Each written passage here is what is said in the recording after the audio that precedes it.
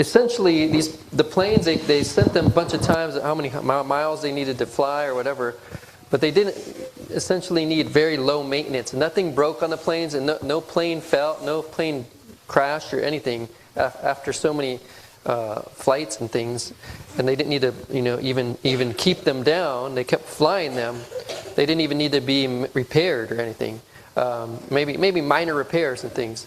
And so it was impossible. They said that was impossible what they did, and like the other airlines, other people that were dealing with planes wanted to know how they did that. Like, were you able to keep your planes up and flying for so many hours without any issues? And there's just like, it was just a miracle. They can't explain it. It was just impossible, and it was another miracle that happened. So. Yes, it was statistically impossible, and the people who it's manufactured and maintain the planes, they said this is not how it's supposed to be. And I heard that Rabbi Uri was saying that that the American military is now trying to study how the Israeli Defense Forces achieved that, but we know it's because Hashem is with us. Yeah, exactly. So anyways, that was pretty cool. All right, let us turn.